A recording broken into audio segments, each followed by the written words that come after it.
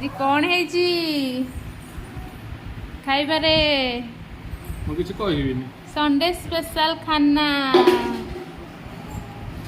आज आमर Sunday special खाना कौन है जी तुतुले कौन? नगु खेल କ'ଣ ଦି ପିସ୍ ତ ପୁରା ମାଛ ଦେଇଛ ପୁରା ବନେଇକି ପୁରା କହନ୍ତି ଆଜି ଖାଇବାଟା ପୁରା ଜମିଯିବ କାହିଁକି ନା ଦେଖିବାକୁ ଯେମିତି ମସ୍ତ ଲାଗୁଛି କି ସେମିତି ଟେଷ୍ଟଟା ହେଇଥିବ ମୁଁ ଜାଣିଛି ଠିକ୍ ଦେଖିବାକୁ ବଢ଼ିଆ ଲାଗୁଛି। ଏଇଟା କ'ଣ ହେଇଛି ଏଇଟା କ'ଣ ହେଇଛି ଏଇଟା ମାଛ ଛିଞ୍ଚିଡ଼ାଟା ଆଉ କ'ଣ ଏ ଯଦି କଣ୍ଟା ଫଣ୍ଟା ଦେଖାଯାଉଛି ବୋଲେ ଛିଞ୍ଚିଡ଼ାଟା ହେଇଥିବ ଆଉ କ'ଣ ହବ। ଗୋଟେ ରସୁଣ ଟିକେ ଦିଆହେଇଛି ରସୁଣ ଟିକେ ମାଛ ଝୋଳର ଲୁକ୍ଟା ଟିକେ ଦେଖି ଦିଅନ୍ତୁ ଆଜି ରସୁଣ ଟିକେ ଦିଅ ରସୁଣ ଟିକେ ଦିଅ ଭାତ ଗୁଡ଼ା ବହୁତ ଗୁଡ଼ିଏ ହେଇଯାଇଛି ଆଜି ଏତେ ଖାଇ ହେବନି। ଝିଅ ଖାଇବ ସେ ଖାଲି ଏଠି ବସିକି ଆଇ ହେଉଛି ଡାଲି ଆଉ ଟିକେ ଖାଲି ଡାଲି ହେଇଥାନ୍ତା ମୁଁ ନଥିଲି ଆଉ ଏକୁଟିଆ ଜାତିକି କରିଛ ଢେର କରି ଛୁଆକୁ ଧରିକି ଖାଇକି ଦେଖ କ'ଣ ରସୁଣ ଦିଅ ଖାଇ ମୁଁ ଖାଇ ଆଗ ରସୁଣ ପାଗଟା ହେଇସାରୁ ତାପରେ ଖାଇବାଟା ଝିଅକୁ ଧର ଯେଉଁଥରେ ସେ ଗୋଟେ ଚଗଲା ହେଉଛି।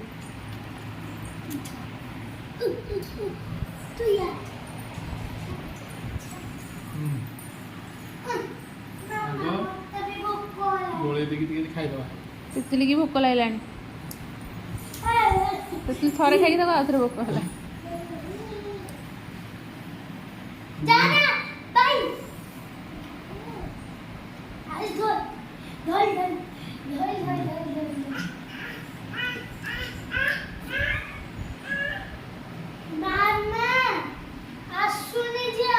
ରେଡି ସ୍ପେଶାଲ ବଢ଼ିଆ ଲାଗୁଛି।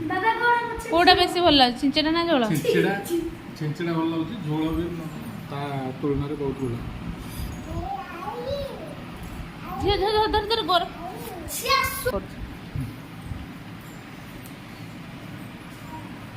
ଆଜି ଆମର ସଣ୍ଡେ ସ୍ପେଶାଲ ମାଛ ଝୋଳ ନାଇଁ। ଆଜି କିଛି କହିବିନି ତମକୁ ଆନ୍ଧ୍ର ମାଛ ଭଲ ନା ପୋଖରୀ ମାଛ ଭଲ? ଗୋଟେ ଗୋଟେ ପୋଖରୀ ମାଛ ତ ଅଭିୟସଲି ଭଲ ସମସ୍ତଙ୍କୁ କିନ୍ତୁ ଆନ୍ଧ୍ର ମାଛ ପୋଖରୀ ମାଛ ଗୋଟେ ଗୋଟେ ମାଛ ଛୋଟ ଛୋଟ ସାଇଜ୍ ହେଲେ ମଧ୍ୟ ଯଦି ଅଧିକ ଦିନ ରହିଯାଇଥିବ ସେଇଟା ପୋଖରୀରେ ଧରା ହେଇନଥିବେ ତାହେଲେ କତାଳିଆ କିନ୍ତୁ ଆନ୍ଧ୍ର ମାଛର ଟେଷ୍ଟଟା କାହିଁ ଭଲ ହୁଏ ମୁଁ ଜାଣିନି। ଆନ୍ଧ୍ର ମାଛ ଟେଷ୍ଟଟା ଭଲ ନା?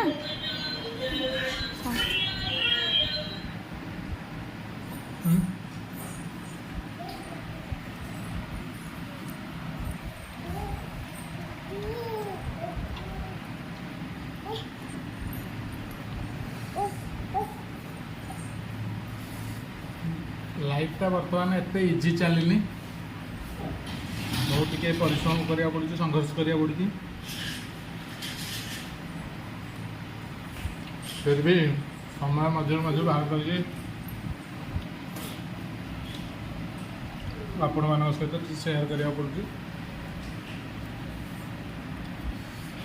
ତେଣୁ ରିକ୍ୱେଷ୍ଟ ରହିବ ଯଦି ଆମ ଭିଡ଼ିଓ ଆପଣମାନଙ୍କୁ ଭଲ ଲାଗୁଥାଏ ଟୁତୁଲ ଏକ୍ସପ୍ରେସ୍ ତାହେଲେ ନିଶ୍ଚିତ ଭାବରେ ଗୋଟେ ଲାଇକ୍ଟେ କରିବେ କମେଣ୍ଟ କରିବେ ଆଉ ତାକୁ ସେୟାର କରିବେ ଆଉ ନୂଆ ସାଙ୍ଗମାନଙ୍କୁ ସେୟାର କରି ଆଉ ସବସ୍କ୍ରାଇବ୍ କରିବା ପାଇଁ ମଧ୍ୟ ଜମା ଭୁଲିବେନି।